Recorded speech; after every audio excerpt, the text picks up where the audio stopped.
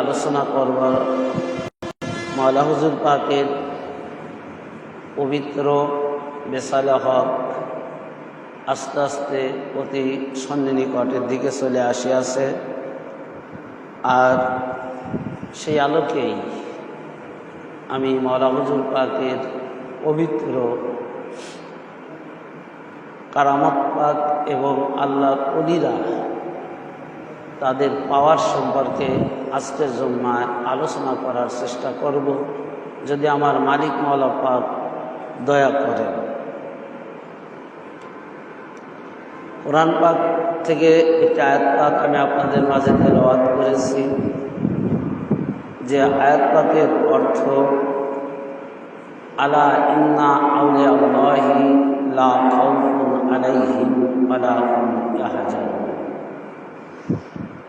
আল্লাহ রাব্বুল আলামিন তিনি ওলিদের ব্যাপারে আমাদেরকে অর্থাৎ তার বান্দা বান্দীদেরকে সাবধানতা অবলম্বন করতে বলছেন, যে আমার ওলি যারা তাদের সাথে তোমরা কিভাবে চলবে, কিভাবে তাদের দরবার থেকে যাবে, সেই ব্যাপারে আল্লাহ তাআলা সাবধানতা অবলম্বন করে দিচ্ছেন।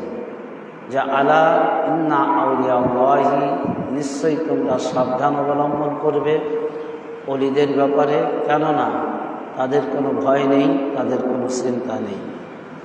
তো ভয় নেই, চিন্তা নেই, এই যে আল্লাহ তাআলা কোরআন পাকের মধ্যে বললেন, কারণ হাদিস শরীফের মধ্যে আসছে যে আল্লাহর ওলিরা ইবাদত যখন কোনো মানুষ, সাধারণ মানুষ হিসাবে কোনো মানুষ যখন ইবাদত বন্দেগী করে, ইবাদত করতে করতে এমন একটা রাহে পৌঁছে যায় যে তখন ওই বান্দা আর বান্দা থাকে না, ওই বান্দা আল্লাহর সাথে একাকার হয়ে যায়।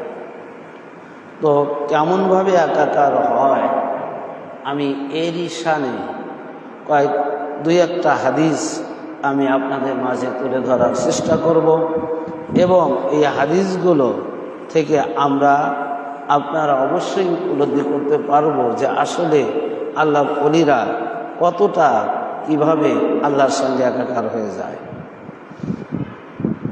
আজকে যে চ্যাপ্টারটা, এই চ্যাপ্টারটাই হচ্ছে যে ইন্তেকালের পরে আল্লাহর ওলির থেকে ফয়েজ লাভ, অর্থাৎ যে আল্লাহর ওলি যারা তানারা যখন ইন্তেকাল করে, এই ইন্তেকালের পরেও তাদের থেকে ফয়েজ লাভ করা যায়, এটাই হলো এই চ্যাপ্টারের নাম। তো এখন হিসাব চিন্তা করে দেখেন যে যদি আল্লাহর ওলিরা ইন্তেকালের পরে যদি তাদের থেকে ফয়েজ নেওয়া যায়, তাহলে তারা কত বড় পাওয়ারফুল ব্যক্তি হতে পারে। তো এর সামনে আমি প্রথম যে হাদিসখানা আপনাদের মাঝে তুলে ধরব, অনেকগুলো কিতাব থেকে এসেছে হাদিস, তার মধ্যে তিরমিজি শরীফ 2য় খণ্ডে 145 পৃষ্ঠা, হাদিস নং 3127, তাফসিরে কবির প্রথম খণ্ড 227 পৃষ্ঠা, 23তম খণ্ড 231 পৃষ্ঠা, তাফসিরুল রুহুল বায়ান প্রথম খণ্ড 39 পৃষ্ঠা, চতুর্থ খণ্ড 590 পৃষ্ঠা, দ্বিতীয় খণ্ড 445 পৃষ্ঠা, ইমাম তাবারানি মুজামুল কবির 8ম খণ্ড 102 পৃষ্ঠা, হাদিস নং 7494, ইমাম হাইসামি মুজমায়ে জাওয়ায়েদ 10ম খণ্ড 271 পৃষ্ঠা, গাউস পাকের সিররুল আসার 122 পৃষ্ঠা, হাফিজ ইবনে কাসির আল বেদায়া ওয়ান নিহায়া 2য় খণ্ড 409 পৃষ্ঠা, তাফসিরে কুরতুবি 10ম খণ্ড 34 পৃষ্ঠা। এমনি করে অনেক অনেক তাফসিরের কিতাব, হাদিসের কিতাব থেকে এই হাদিসগুলো এসেছে। এই হাদিসগুলো অনেক কিতাব থেকে এসেছে, যে হাদিসের রাবি হযরতে আবু সাঈদ খুদরি রাদিয়াল্লাহু তাআলা আনহু قال قال رسول الله صلى الله عليه وسلم اتقوا فراسة المؤمنين فياه ينظر بالنور الله ثم قرأ إنا في ذلك لا آيات للمتوسمين তাহলে এখন হাদিসের লফজ পড়লাম এবং কতগুলো কিতাব থেকে এই হাদিসখানা আমি নিয়েছি যে হযরতে আবু সাঈদ খুদরি রাদিয়াল্লাহু তাআলা আন তিনি বলতেছেন, তিনি রাসূল পাক সাল্লাল্লাহু আলাইহি সাল্লাম হতে বর্ণনা করেন এবং রাসূল পাক সাল্লাল্লাহু আলাইহি সাল্লাম বলেছেন যে তোমরা মুমিনের অন্তর্দৃষ্টিকে ভয় করো। কি আবু সাঈদ খুদরি তিনি বলতেছেন রাসূল পাক সাল্লাল্লাহু আলাইহি সাল্লাম বলেছেন আত্তাকু ফিরাসাতাল মুমিনিন, যে তোমরা মুমিনের অন্তরের দৃষ্টিকে ভয় করো। ফা ইন্নাহু ইয়ানজুরু বিন নূরিল্লাহি, কেননা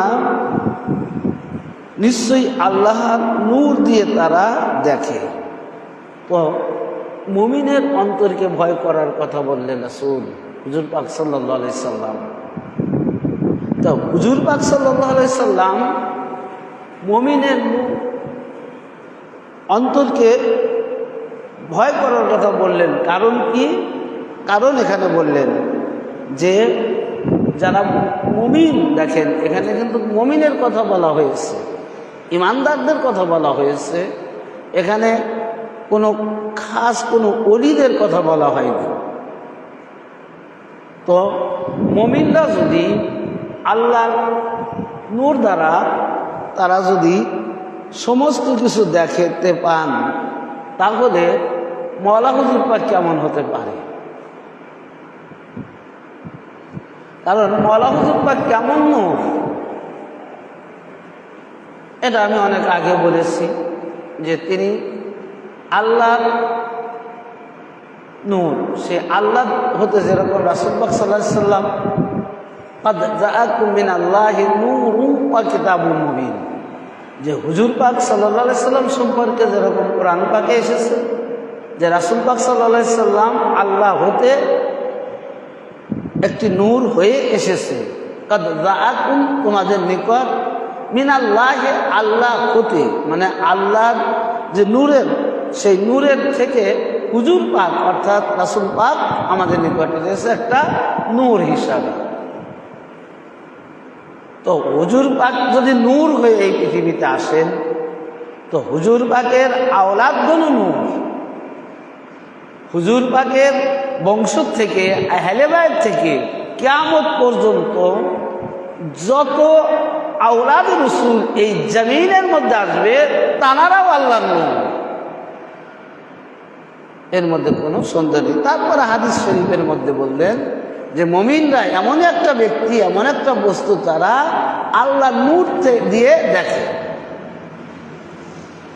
তো আল্লাহর নূর দিয়ে যদি মুমিনরা দেখে, ঈমানদার বান্দা দেখে, তো সেই ঈমানদারদের বিরুদ্ধে, সেই ঈমানদারদের ইনকার যারা করবে, তাদের বিরুদ্ধাচরণ যারা করবে, তো তারা অবশ্যই ওই নূর দ্বারা দেখতে পাবেন যে এই এলাকার মধ্যে কে আমার আনুগত্য, কে আমাকে ভালোবাসছে, কে আমাকে ঘৃণা করছে, কে আমাকে দেখতে পাচ্ছে না। এটা কি দ্বারা দেখছে? মুমিনরা দেখে কার নূর দ্বারা? আল্লাহর নূর দ্বারা দেখে, এর মধ্যে কোনো সন্দেহ নেই। অনেক হাদিস, অনেকগুলো কিতাবের রেফারেন্স দিয়েছি। পরের হাদিসখানা এটা ইমাম তাবারানি তার আসওয়াদ দ্বিতীয় খণ্ড 271 পৃষ্ঠা, ইমাম তাবারানি তার কাবীরে অষ্টম খণ্ড 102 পৃষ্ঠা, তাফসিরে কবির প্রথম খণ্ড 126 পৃষ্ঠা, ইমাম সিউতি জামিউস সাগীর প্রথম খণ্ড 13 পৃষ্ঠা, ইমাম সাকাভি মাকসিদুল হাসানা 38 পৃষ্ঠা, ইমাম হিন্দি কানজুল উম্মাহ হাদিস নং 3073, মুসনাদে শিহাব প্রথম খণ্ড হাদিস নং 387 পৃষ্ঠা এবং নাওয়াইদুল উসুল প্রথম খণ্ড পৃষ্ঠা 677। এতগুলো কিতাব থেকে এই হাদিসখানা নেওয়া হয়েছে। ভাই আমরা তো বলছি না আল্লাহর ওলিদের পাওয়ার সম্পর্কে, আল্লাহর ওলিদের পাওয়ার সম্পর্কে হুজুর পাক সাল্লাল্লাহু আলাইহি সাল্লাম তিনি হাদিস বর্ণনা করেছেন। আর সেই হাদিসগুলো এই সকল মুহাদ্দিসিন মুফাসসিরিন কিরাম অধিক কঠোর পরিশ্রম করে তারা নিজ নিজ কিতাবে তুলে ধরেছে। এমনি এমনি তো পারেনি ভাই। এই সমস্ত যারা কিতাব লিখছে তারা কি আমার মতো আপনার মতো সাধারণ মানুষ না। তারা কিতাব লিখছেন, অধ্যবসায় করছেন, তারা আল্লাহর ইবাদত করছেন, তারা আল্লাহর হুকুমে সবসময় অবিচল থাকছেন, কঠোর পরিশ্রম করে তারা এই কিতাবগুলো লিখেছেন। তো এই কিতাবের রাবি হচ্ছে উমামা, হযরতে উমামা রাদিয়াল্লাহু তাআলা আন নবী সাল্লাল্লাহু আলাইহি সাল্লাম قال اتقوا فراسة المؤمنين فإنه ينظر بنور الله। একই লফজ রায় হাদিস খানাত যে হযরতে আবু উমামা রাদিয়াল্লাহু তাআলা আনহু বলেন রাসূল পাক সাল্লাল্লাহু আলাইহি সাল্লাম বলেছেন, তোমরা মুমিনের অন্তরের দৃষ্টিকে ভয় করো, কেননা তারা আল্লাহর নূর দিয়ে সব কিছু দেখে। একেবারে খাস করে বলে দিচ্ছেন হুজুর পাক সাল্লাল্লাহু আলাইহি সাল্লাম, তিনি বলতেছেন যে তোমরা মুমিনের অন্তরকে ভয় করো, মুমিনের অন্তরের দৃষ্টিকে তোমরা ভয় করো। তোমরা এটা মনে করো না যে তোমরা একজনের বিরুদ্ধে অর্থাৎ একজন মুমিনের বিরুদ্ধাচরণ করবে, একজন মুমিনের অবাধ্যাচরণ করবে, আর ওই মুমিন তোমাদের ওটা দেখবে না, এটা ভেবো না। এটা ভাবা সম্পূর্ণ বোকামি, মিথ্যা। কারণ কি? যে তাদের কালব, তাদের অন্তর অর্থাৎ হেরাসাতাল মুমিনিন, মুমিনের অন্তর আল্লাহ নূর দ্বারা পরিচালিত। মুমিনরা যা কিছু দেখে, যা কিছু করে আল্লাহ নূর দ্বারা দেখে, আল্লাহ নূর দ্বারাই তারা করে। তা এখন যদি আমরা মনে করি যে আমরা এখানে সাইটাগোলা আছি, আমরা সাইটাগোলাতে আছি, তা আমরা এখানে কি করছি না করছি এটা কি আর ওই কলকাতা 4 নং দরবার থেকে হুজুর পাক দেখতে পাচ্ছেন? যদি এরকম মনে করেন কোনো মুরিদান আমাদের পীর ভাইরা, তো বলেন তো এটা তাদের ধারণাটা ঠিক না বেঠিক হবে? কারণ আল্লাহর নূর কি? কোরআন পাকের মধ্যে আল্লাহ তাআলা বলেছেন যে আমার নূর আসমান এবং জমিনে সর্বত্রে বিরাজমান। এর মধ্যে কোনো সন্দেহ নেই। নূরুস সামাওয়াতি ওয়াল আরদ, যে আল্লাহ নিজে বলতেছেন যে আমার নূর আসমান এবং জমিনের মধ্যে সর্বত্রে বিরাজমান। তো আল্লাহর নূর যদি সমস্ত জায়গায় বিরাজমান হয়, আল্লাহর নূর যদি সারা তামাম কুল কায়নাতের মধ্যে থাকে, তো সেই নূর দ্বারা পরিচালিত করে, সেই নূর দ্বারা দেখে আল্লাহর ওলিরা, সেই নূর দ্বারা দেখে আল্লাহর মুমিন বান্দারা, সেই নূর দ্বারা দৃষ্টিকোণ করে আল্লাহর ওলিরা। তাহলে এখন বোঝেন যে আল্লাহ তাআলা ওই নূর দ্বারা যারা দেখতেছেন তারা যে কোনো প্রান্তরে থাকুক না কেন, যে কোনো প্রান্তরে থাকুক না কেন, তারা সমস্ত যে কোনো প্রান্তর থেকে তারা দেখতে পায়, এর মধ্যে কোনো সন্দেহ নেই। এবং পরিশেষে দেখেন যে দেওবন্দের মওলানা আশরাফ আলী থানভীর বক্তব্যটা কি। এত সময় আমি হাদিসের নবাবী বললাম, এত সময় আমি কি বললাম? হাদিসে নবাবীর থেকে বললাম। এখন যে দেওবন্দের হেড অফ ডিপার্টমেন্ট ফাউন্ডেশন আকায়েদে দেওবন্দ, আশরাফ আলী থানভী তিনি কি বলছেন, যে তিনি বলতেছেন যে মাজারস্থ আল্লাহর অলিগণের রুহানি ফায়েজ লাভের বিষয়টি স্বীকার তিনি করেছেন এবং দেওবন্দের হাকিমুল উম্মত মাওলানা আশরাফ আলী থানভী সাহেব, যেমন তেনারি খলিফা পাকিস্তানের মুফতি মোহাম্মদ শফি সাহেব,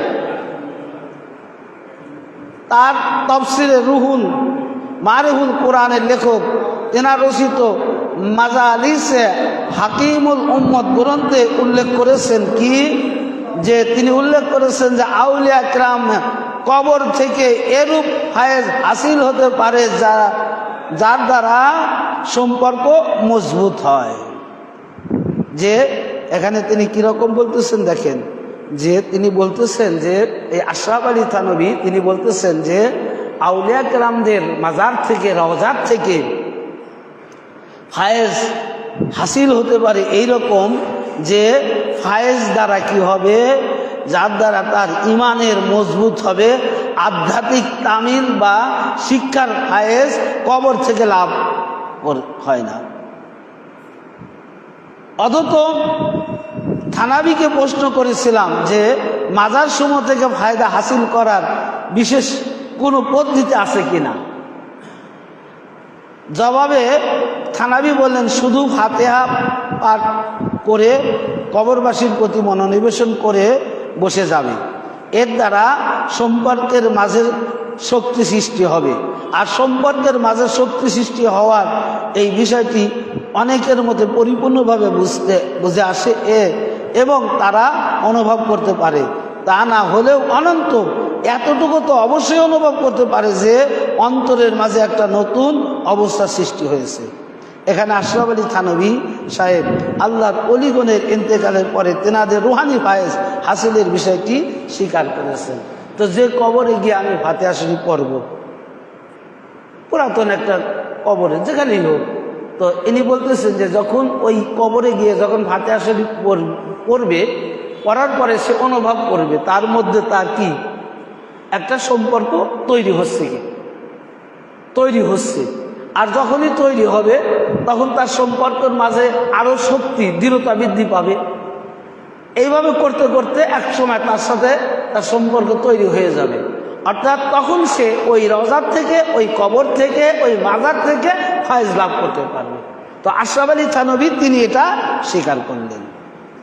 তো ভাইরা আমার, তো আজকে যদি আশরাফ আলী থানভী তিনি যদি স্বীকার করছেন, তোমার দেওবন্দের ডিপার্টমেন্টের হেড যিনি, এছাড়াও তো আমি রাসূল পাকের হাদিস বললাম, যে হাদিস শরীফের মধ্যে তো অনেক দলিল দিলাম। তো এখন হলো যে দেখেন, তারপরে একটা হাদিস, এই হাদিস খানা নেওয়া হয়েছে অনেকগুলো কিতাব থেকে। এই হাদিসের নাবি হচ্ছে আলা ইক ইল বোদানিয়াতা, অর্থাৎ ইমাম তকি বলেন পবিত্র আত্মার অধিকারী গণের রূহ সমূহ তাদের ইন্তেকালের পরে উপরের জগতের সাথে মিশে যায়, ফলে তাদের চোখের সামনে কোনো পর্দা থাকে না। এই হাদিসখানা আন আলা ইকিল বুদানিয়াতুন আরাজিবিল ওয়াসালাতুল বিল মালাইল আলা ওয়ালাম ইয়াবলাহা হিজাবা ফাতারাল কুল্লু কাল মাশাহাদিল বি নাফসিহা আও বি আখবারিল মালিকিল লাহা। যে কত সুন্দর দলিল ভাই হুজুর পাক বলতেছেন, যে এখানে বলতেছেন যে ইমাম তকি রহমতুল্লাহ বলেন পবিত্র আত্মার অধিকারীগণের রূহ সমূহ তাদের ইন্তেকালের পরে উপরের জগতের সাথে তারা মিশে যায়, ফলে তাদের চোখে কোনো পর্দা থাকে না, অথবা তারা সব কিছু দেখতে পায় যেমনটি উপস্থিত ব্যক্তিকে দেখা যায়। যে কেমনভাবে দেখে একবারে উল্লেখ করে একবারে সুন্দরভাবে বলে দিচ্ছেন, যে কেমনভাবে দেখে, যে আপনি যেরকম আমার সামনে আছেন, আপনি আমাকে যেরকম দেখছেন, আমি আপনাকে যেরকম দেখছি, এইরকম ভাবে দেখে কে? আল্লাহর ওলিগণেরা। যে আল্লাহর ওলিগণরা যখন ইন্তেকাল করে, ইন্তেকাল করার পরে তাদের চোখের সামনে, তাদের সামনে যে পর্দা থাকে, আল্লাহ তাআলা ওই পর্দা তুলে নিয়ে নেন। অপর দুইটা হাদিসের মধ্যে বলা হয়েছে যে আল্লাহর নূর দ্বারা তাদের অন্তর পরিচালিত হয়, আল্লাহর নূর দ্বারা তারা সমস্ত কিছু দেখে। পূর্বে যে দুইটা হাদিস, আর তৃতীয় যে হাদিসটা আমি আপনাদের মাঝে বর্ণনা করলাম, এই হাদিস দ্বারা রাসূল পাক বলতেছেন যে আল্লাহর ওলিদের অর্থাৎ মুমিনদের ইন্তেকালের পর, এরা ইমাম তাকি রাহমাতুল্লাহ আলাইহি তিনি বলতেছেন যে ওলিদের ইন্তেকালের পরে আল্লাহ তাআলা সমস্ত পর্দা তাদের থেকে আলাদা করে নেন, তাদের থেকে উঠায় নেন। আল্লাহ এবং ওই ওলির অন্তরকে আল্লাহ তাআলা একাকার করে দেন, এর মধ্যে কোনো সন্দেহ নেই। এই জন্যই তো মাওলানা হুজুর পাক বলেছেন, ভাই কি বলেছেন? যে আমার ভক্ত, আমার আশিকান, আমি চলে যাবার পরে যেন তারা ঘাবড়ায় না। যে আমি চলে গেছি, আমি পর্দা নেবার পরে তারা যেন কোনো চিন্তা করে না, তারা যেন ঘাবড়ায় না। কারণ কি? কারণ হলো তিনি বলতেছেন যে আমি চলে যাব ঠিক, আমি যেখান থেকে এসেছি আবার ওই জায়গায় চলে যাব। তো আমার ভক্ত, আমার মতে কাজ জানারা হবে, তারা এই বিশ্বের যে কোনো প্রান্তরের থেকে, যে কোনো জায়গা থেকে যখন আমার কাছে ফরিয়াদ করবে, যে কোনো প্রান্ত থেকে যখন আমার কাছে সাহায্যের জন্য দরখাস্ত করবে, আমি ওই দরখাস্ত তার কবুল করব, আমি ওটা দেখে কবুল করে ফেলবো, এর মধ্যে কোনো সন্দেহ নেই। মাওলানা হুজুর পাক এই কারণেই বলেছেন, ভাই এমনি এমনি বলেননি মাওলানা হুজুর পাক। মাওলানা হুজুর পাক এই কারণেই বলেছেন যে ইন্তেকালের পরে মাওলানা হুজুর পাক তার মুরিদের, তার খাদেমদের অভয়বাণী দিয়েছেন যে তোমরা চিন্তা করো না, আমি চলে গেলে কি হবে, আমি চলে গেলে তোমরা এটা মনে করো না আমার ক্ষমতা চলে যাবে, আমার ক্ষমতা বিলুপ্ত হবে, তা নয়। আমি এখন যেরকম তোমাদের সামনে থেকে তোমাদের সকল মানুষের মনের আশা পূরণ করছি, তোমাদের বক্তব্য শুনছি, শুনে শুনে তোমাদের মনের আশা আমি এক এক করে পূরণ করছি, আমি ইন্তেকালের পরেও ওই একইভাবে তোমাদের মনের আশা পূরণ করব। কে বলতেছেন? মাওলানা হুজুর পাক। হাদিসে নববীতেও পেলাম, ইমামদের বাণীর থেকেও পেলাম, হাদিসে নববী থেকেও পেলাম, ইমামদের বাণীর থেকেও পেলাম। তো এটা গেল ওলিদের দৃষ্টি, ওলিদের ক্ষমতা, ওলিদের পাওয়ার। আর একটা কথা বলবো ওলিদের সম্পর্কে, এই চ্যাপ্টারের নাম হচ্ছে ইন্তেকালের পরে আল্লাহর ওলিগণ বিচরণ করতে পারেন। ইন্তেকালের পরে আল্লাহর ওলিগণ বিচরণ করতে পারেন। এটা ইমাম গাজ্জালি রাহমাতুল্লাহ আলাইহি তিনি বলেছেন যে মান ইয়াস্তামদি ফি হায়াতি ইয়াস্তামদি বাদাল মামাতি। যে ইমাম গাজ্জালি রাহমাতুল্লাহ আলাইহি তিনি বলতেছেন যে তিনি বলেন যার কাছে জীবিত অবস্থায় খোদা তাআলা কি করে নৈকট্যের বিষয়ে সাহায্য চাওয়া যায়, তার কাছে ইন্তেকালের পরেও চাওয়া যায়। হ্যাঁ হ্যাঁ, দেখছেন কত সুন্দর কথা। যদি জীবিত অবস্থায় তার কাছে চাওয়া যায়, ইন্তেকালের পরেও তার কাছে চাওয়া যাবে। তো ইমাম গাজ্জালির কথায় তো খুশি হবে না ওরা, যে ইমাম গাজ্জালি বলেছেন। তো এখন দেখেন একটা হাদিস, এই হাদিস কা নাম, এটা তাবি মোহাম্মদ ইবনে ওয়াইসি রহমতুল্লাহ বলেছেন। তিনি বলেন আমার কাছে হাদিস পৌঁছেছে যে মৃত্যু ব্যক্তি শুক্রবারে তার আগের দিন তার পরের দিন জিয়ারতকারীকে চিনেন। অনেকগুলো কিতাব থেকে এটা নেওয়া হয়েছে যে মৃত্যু ব্যক্তি শুক্রবারের আগের দিন অথবা পরের দিন যারা জিয়ারত করতে যায় কবরে, যেরকম আমরা কবর জিয়ারত করতে যাই ঈদের দিন সকালে বা শুক্রবারে বিশেষ কারণে যাই না, তো ইমাম তিনি বলতেছেন, এটা ইমাম তাবে মুহাম্মদ ইবনে ওয়াইস রহমতুল্লাহ আলাইহি, ইনি একজন প্রখ্যাত ইমাম এবং আল্লাহর ওলি। তিনি বলতেছেন যে যারা কবর জিয়ারত করতে যায় তাদেরকে ওই কবরবাসী চিনে ফেলেন যে কে আসছে, ছেলে আসছে না মেয়ে আসছে না ভাই আসছে না বাবা আসছে, কে আসছে ছেলে। আগামী জুম্মা ইনশাল্লাহ আরো অলিদের ব্যাপারে চেষ্টা করব আলোচনা করার, যে বিচরণ সম্পর্কে। তো আজকে আমি আপনাদেরকে অনুরোধ করব যে আল্লাহর অলিদের নিয়ে আসলে কোনো বাজে মন্তব্য করবেন না ভাই, কারণ অলিরা সাংঘাতিক জিনিস। যে কথাটা বললাম যে নূরুস সামাওয়াতি ওয়াল আরদ, আল্লাহর নূর আসমান এবং জমিনে সর্বত্রই বিরাজমান। তো সেই নূরের সাথে, সেই নূর দ্বারা যদি অলিরা দেখে, মুমিনগণ দেখে, তাহলে এখন আপনি এই মসজিদে বসে কি করছেন এটা কি দেখছে না? একজন ইমাম কিন্তু বুঝতে পারে না পিছনে মুক্তাদির নামাজ হচ্ছে কিনা, সাইডে যে মুক্তাদি থাকে সেও কিন্তু বুঝতে পারে না, সামনে পিছনে যারা থাকে তারা বুঝতে পারে না যে আপনার নামাজ হচ্ছে কিনা, আপনি নামাজের মধ্যে কি করছেন, নামাজের মধ্যে কি পড়বেন, আপনি দোয়া তাসবিহ দরুদ যা কিছু পড়ছেন সঠিক পড়ছেন কিনা। একজন মুক্তাদি আর একজন মুক্তাদির খবর নিতে পারে না, কিন্তু আল্লাহর ওলিরা এটা খবর নিতে পারে। আল্লাহর ওলিরা যে কোনো প্রান্ত থেকে নিতে পারে, কারণ এখানে আল্লাহর নূর দ্বারাই পরিচালিত। এই জায়গাটা কার নূর দ্বারা আলোকিত? আল্লাহর নূর এখানে আছে নাকি আল্লাহ এখানে নাই? কেউ অস্বীকার করবে যে আল্লাহ এখানে নাই? আপনার একটা কথা জেনে রাখবেন, যেখানে এটা নাউজুবিল্লাহ, এটা মিথ্যা বানোয়াটি, আল্লাহ সব জায়গায় আছে। তবে যারা মনে করে যে আল্লাহ কোনো জায়গা থাকে কোনো জায়গা থাকে না, তাহলে তাদের আকীদা নিশ্চয়ই দুর্বল। এবং এই আকীদা আছে যেখানে আল্লাহর নূর নাই ওখানে শয়তান আছে, একজন তো থাকবে নাকি? তো শয়তানের আকীদা যাদের মধ্যে আছে তারা বলবে আল্লাহ নাই, আল্লাহ কোনোখানে কোনো কোনো জায়গায় যায়, কোনো কোনো জায়গায় যায় না।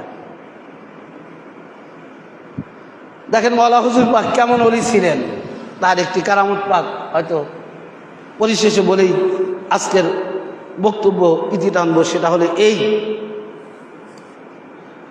যে মুনশি মমতাজ হুসাইন সাহেব তিনি বলতেছেন যে মাওলানা পাক একবার আমাদের অঞ্চলে আসবার কথা থাকা নির্দিষ্ট তারিখে গুসকরা রেলওয়ে স্টেশনে অভ্যর্থনার জন্য আমরা গেলাম। যে হুজুর পাক খুব করছেন, মাওলানা হুজুর পাকের জীবনীতে ভারতবর্ষের এমন কোনো জায়গায় নাই যে হুজুর পাক জাননি। আজ থেকে কিন্তু 125 বছর পূর্বে তাঁর বেসালে হক হয়েছে 2001 সালে, কি বলে 1901 সালে। তা 1901 সাল কিন্তু কম কথা না, 100 বছর অতিক্রম হয়ে গেছে। তারপর 2000 সাল পার হয়েছে, আজ 2026 সাল। তাহলে বর্তমান আমাদের দেশের যে অবস্থা, আজ থেকে 10 বছর আগে আপনাদের এই এলাকার অবস্থা কেমন ছিল এটা আপনারা যারা আছেন তারা বলতে পারবেন, বুঝতে পারবেন।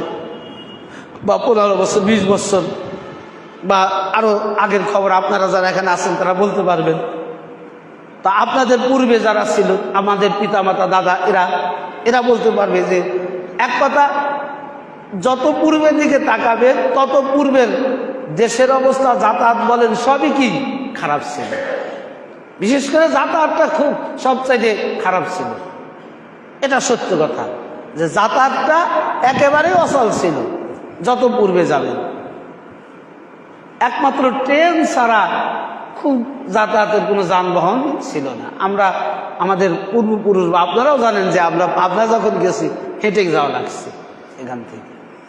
তো যাই হোক, তো গুসকরা স্টেশনে হুজুর পাক আসলেন।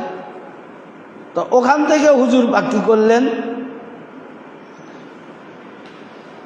অর্থাৎ তাদের জন্য সোয়াশের চাল বোঝেন তো, 1 কেজি 1 পোয়া 250 গ্রাম, কতগুলো মানুষ খাওয়া যেতে পারে? সর্বোচ্চ 5 জনই ধরেন। তবে ভালো খানে আলা হলে তো আর 5 জন, 2 জনও শেষ করে দিতে পারে। কারণ 1.25 কেজি চাল, 1 কেজি 250 গ্রাম চাল, এটা রান্না করলেন, আর কিছু ডাউ।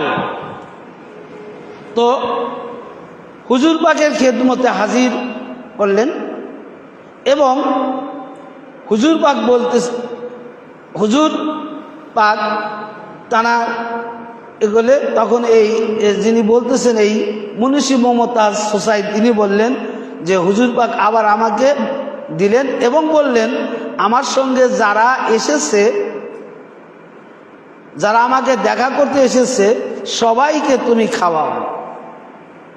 তা উনি বললেন যে প্রায় 32 জন, 30-40 জন লোক প্রায় বাইরে থেকে এসেছে দেখা করার জন্য। আর হুজুর পাকের সাথে তো 2-1 জন আছেই। চাউল কত? 1.25 কেজি, 1 কেজি 250 গ্রাম, সাথে ডাউ। তো এখন তিনি বলতেছেন যে আমি তো মহাচিন্তায় পড়ে গেলাম যে এই সামান্য খাবার 40-50 জনের কি করে খাওয়াবো, কারণ এত অল্প খাবার। অতঃপর তখন তিনি বলতেছেন যে আমি হুজুর পাকের খেদমতে হাজির হয়ে প্রার্থনা করলাম যে যারা সঙ্গে এসেছে কলকাতা থেকে শুধু তাদের খাইয়ে দিই, হয়তো ওনারা 2-3 জন আছে, এনাদেরকে খাওয়াই দিই, আর আমরা যারা দর্শনের জন্য এসেছি তারা যে কোনো একটা ব্যবস্থা করে নেব। তো মওলানা হুজুর পাক বললেন না না, ইনশাল্লাহ তুমি খাওয়াই দাও, ওতে হয়ে যাবে, সকলের খাওয়াই দাও, ওতেই সকলের পেট খাওয়া হয়ে যাবে। অতঃপর তিনি বললেন, মওলানা হুজুর পাক বললেন এক কাজ করো, সমস্ত খাবার নিয়ে এসো আমার কাছে। অতঃপর সমস্ত খাবার হুজুর পাকের কাছে হাজির করা হলো। হাজির করার পরে আমি নিজেই দেব। অতঃপর ডেকসি হুজুরের কাছে নিয়ে এলাম, আর এগুলো থেকে হুজুর পাক একটা চাদর ঢেকে দিলেন, বললেন প্লেট তো বেশি নাই, কলার পাতা আনিয়ে নাও। অতঃপর কলার পাতা নিয়ে আসা হলো এবং হুজুর পাক নিজ হাতে প্রত্যেকেরই খাওয়ালেন। এমন একজন ব্যক্তি এ কথা বলে নাই যে আমার পেটে ক্ষুধা আছে, আমার পেট পড়ে নাই, এত। এবং শুধু এইটুকুই বলেছে যে এমন খাবার কোনোদিন খাই নাই, এত সুস্বাদের খাবার আজকে আমরা এখানে খেলাম, যে নিজে পেট পুরে খেয়েছি এবং খাবারে যে তৃপ্তি পেয়েছি, পূর্বে এসে অনেক ভালো মজলিসে গিয়ে অনেক সুন্দর সুন্দর খাবার খেয়েও এরকম আনন্দ, এরকম স্বাদ, এত পেট পুরে আমরা খাবার খেতে পারিনি। ভাই এটা কি দ্বারা, কার দ্বারা সম্ভব হয়? এই যে আল্লাহ বলছেন যে আল্লাহর ওলিরা পর্দা উঠে যায় ইন্তেকালের পরে, এবং আল্লাহর ওলি যারা থাকে তাদের সাথে আল্লাহ একাকার হয়ে যায়। ইন্তেকালের পরে তাদের পর্দা থাকে না।